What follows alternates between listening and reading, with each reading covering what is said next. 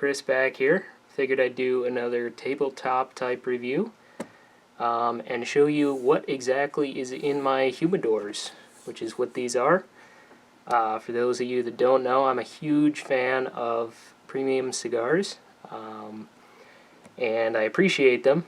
So I'm going to show you exactly what I keep in my two humidors. Now I have two of these. This one I just got recently. It was a promotion thing. I got the humidor and 10 cigars for like 20 bucks. So it's hard to beat, you know. But yeah, you know, let's get into it here. I'll start with this one. This is my nicer humidor. I got this as a birthday gift from a party I will not name. But yeah, so crack this sucker open. And for those of you that don't know, you need a humidor to maintain the relative humidity of the cigar. Make sure it doesn't go stale, in common terms. So this is where I keep my my nicer cigars. It's pretty full right now. I just had a huge order of cigars like last month, and I haven't really been smoking them. So let's see here. I have a Monte Cristo Platinum Series. I have never smoked one of these, and that's going to be the same with a lot of these. So I'll just go through quickly here, because I got a couple samplers. But I am aching to try these, and let me know in the comments if you want me to do cigar reviews here. We have a Rocky Patel Decade, Anniversario, something.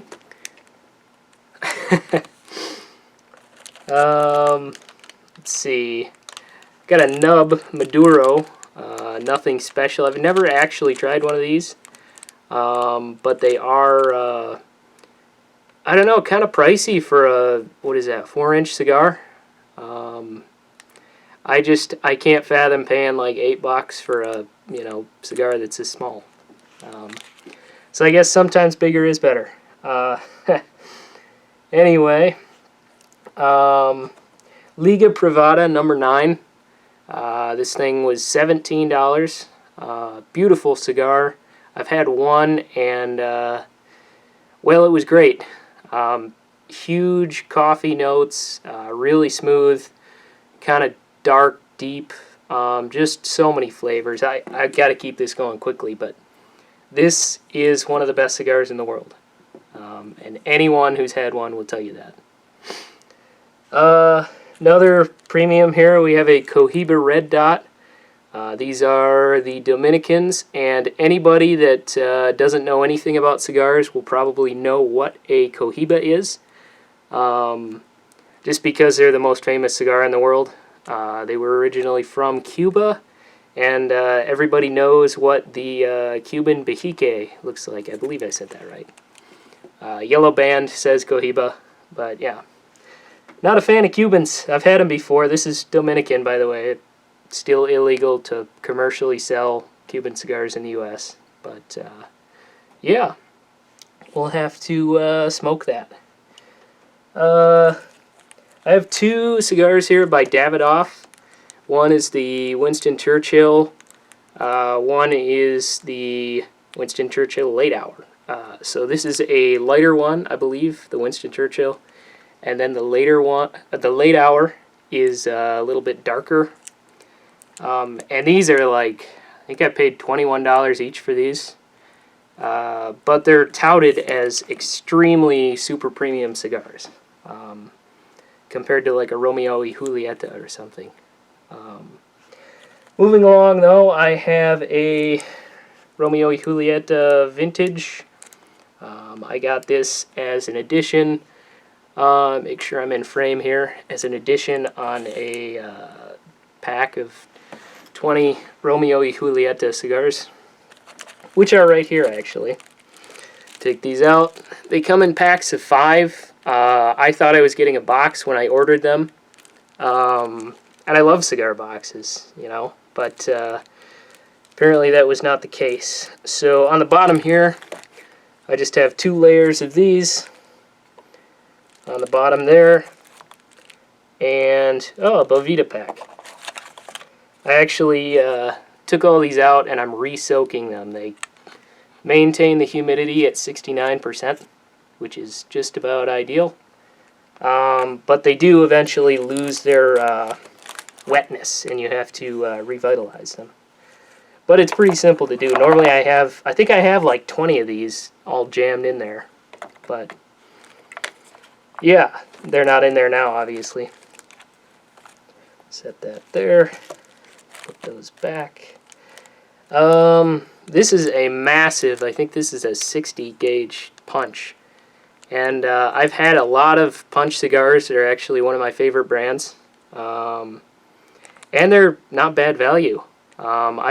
They are leaps and bounds over Romeo y Julieta, in my opinion. And cigars are extremely subjective. But moving along here, we have a, let's see. Oh, a My Father. I was trying to figure out who makes it. It's Garcia and Garcia. It's what the label says, at least. Need some coffee so I can speak. Yeah, this is a Lancero, very skinny. And I've never had a Lancero. Apparently they burn quick, and they have a lot of wrapping flavor. A lot of flavor from the wrapper. What else? So we have one more. Just an Oliva G series. Pretty standard. Oliva makes great cigars. I cannot speak highly enough about them.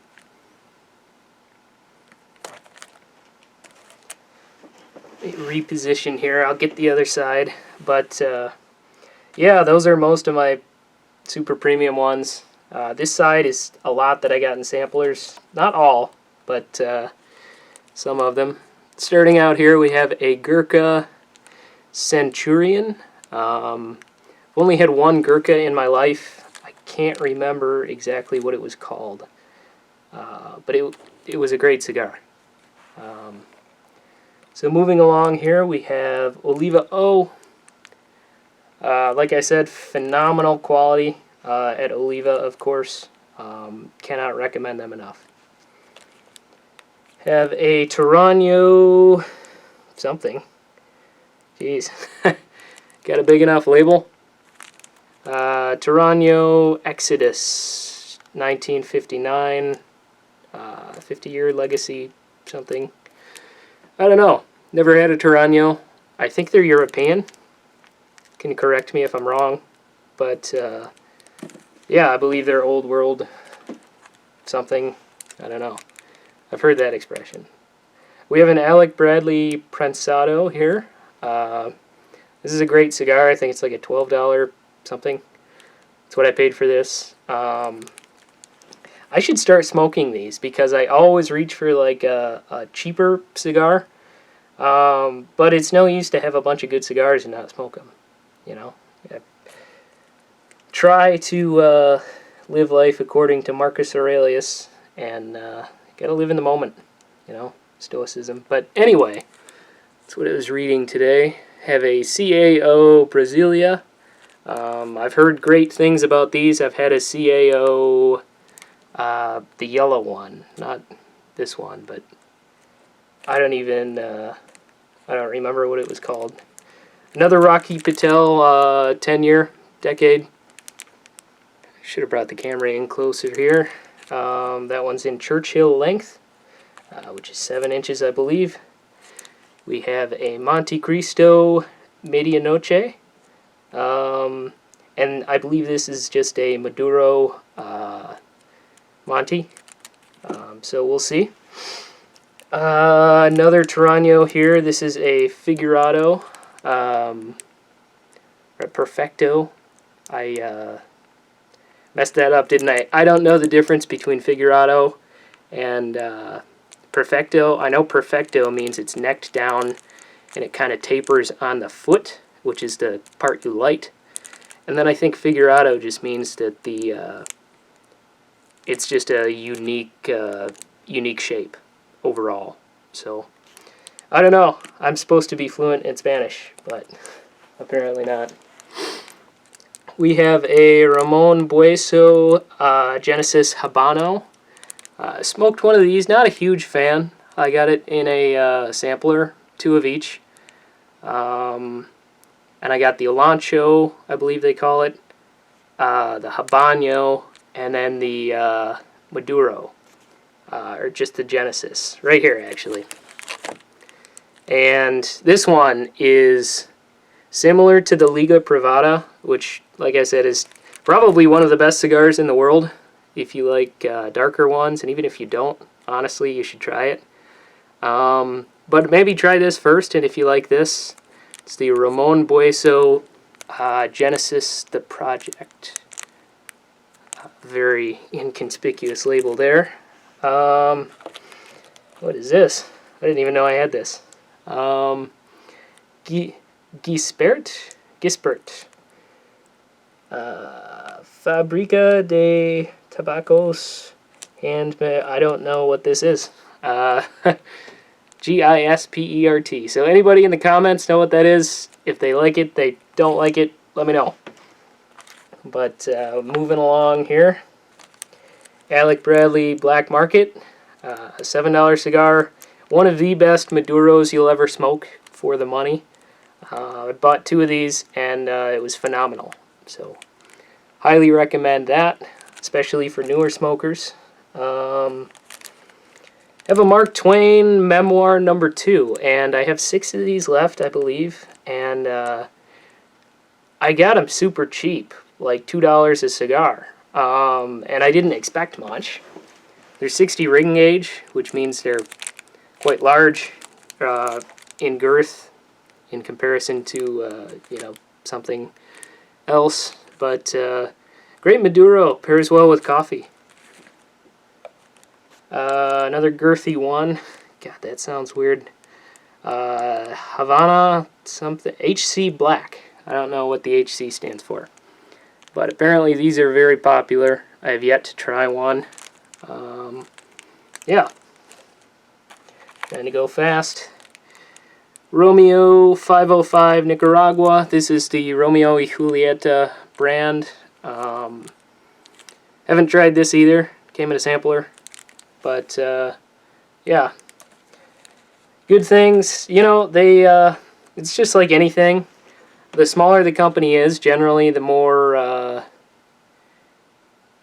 I don't know where I was going with that. Romeo y Julieta is a large company, and so they generally appeal to mass market. If you're going to go into any gas station or whatever, and they do have cigars and a humidor, they will definitely have Romeo y Julieta, 9 times out of 10. And with the smaller companies, they appeal to niche tastes because they can. You know, they're smaller, they have a lower cost of operation.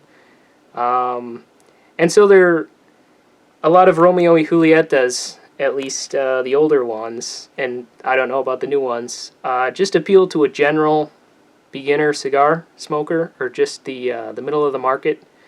But I've rambled for too long. So yeah, they're good, but they're not great, is I guess what I'm trying to say. They're made for as many people as possible, which means they're made for cigar smokers and not cigar smokers. So, moving right along, Gloria Cubana Serie R. I don't believe I've had one of these, but I'm looking forward to it. Another Gurkha. This one's the War Pig. Yeah, great company, like I said. Move along, move along. This was that other Ramon Bueso, and this was the Olancho. I was not a huge fan of this, but it was a little dry when I smoked it, so maybe that's why. So I've been resting that one a little bit. And one of my favorite cigars of all time is the Padron 3000.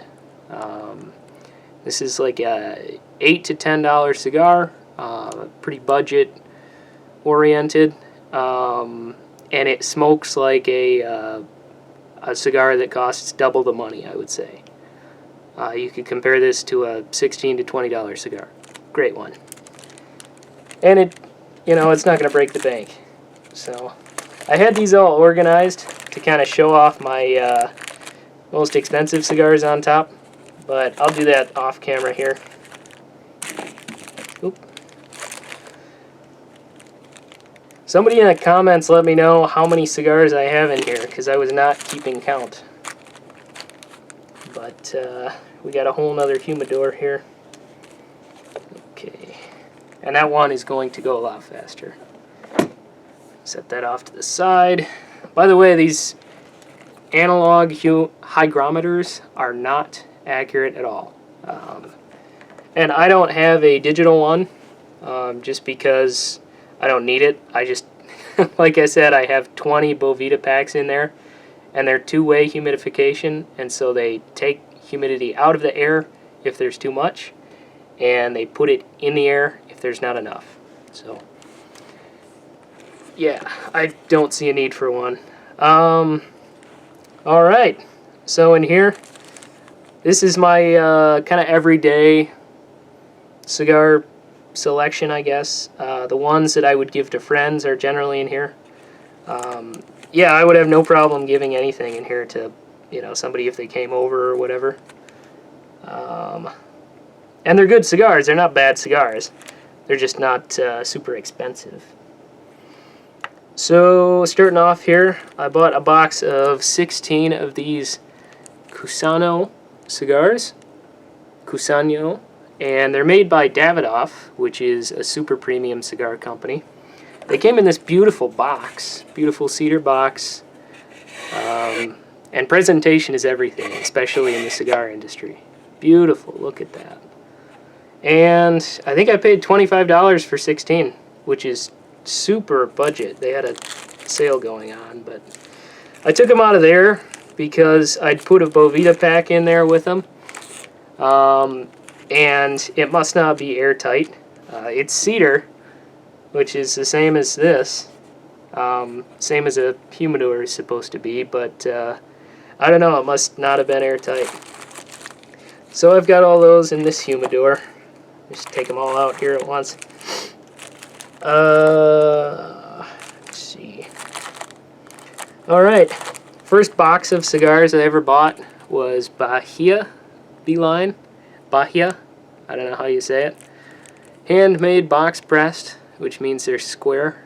And I paid $30 for the box of 20, and it came with a white travel humidor, which is really cool. I take this to the beach.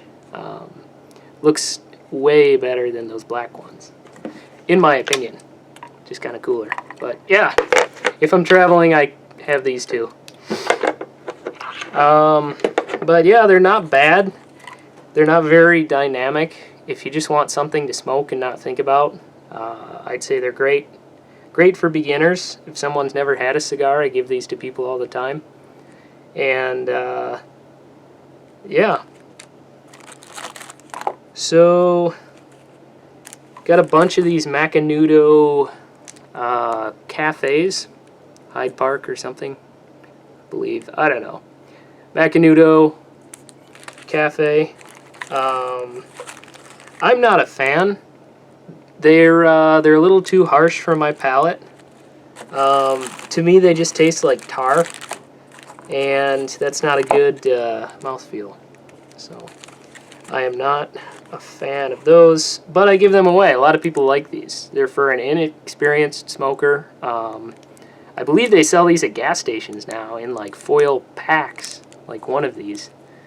But I've only ever bought a 5-pack of these because they were super cheap. And then I've just acquired a bunch in samplers, and I'll smoke one every couple months just because, you know, I want to give it another chance and see if it mellowed out in the humidor, but to no avail thus far. Got more Romeo y Julieta 1875s. I don't know that I mentioned that earlier.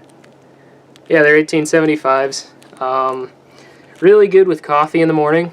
I love those. And I've got a couple loose ones here. Yeah, and I got 20 of them for like 60 bucks, which is not bad, you know, $3 a cigar. Oh yeah. Bugatti apparently makes cigars, and I know what you're saying. I know what you're saying. Car companies that make knives normally make crap knives. Just like if a knife company made a car, they would probably make a crappy car. Same thing with cigars, I thought. But these are actually really decent. They are so deep, so chocolatey. It's like smoking a chocolate donut. I kid you not. So look into them, and they're very affordable. They're always on sale because people probably don't buy them. More Mark Twains. Like I said, great Maduro. Maduro means it's darker, chocolatier, more peppery, more flavor. And then some more Bugattis. And, oh wow. Yeah, I keep this, it's a Tampa Sweet cigar, and it's basically the quality of a Swisher. It's a horrible cigar. But these are what Richard Overton, America's oldest man, just recently died. Smoked like 9 of these every day. And it's whatever floats your boat. It really is just like a Swisher. It's machine made, not hand rolled, machine rolled. Perfecto, necked down a little bit. Oop. Yeah.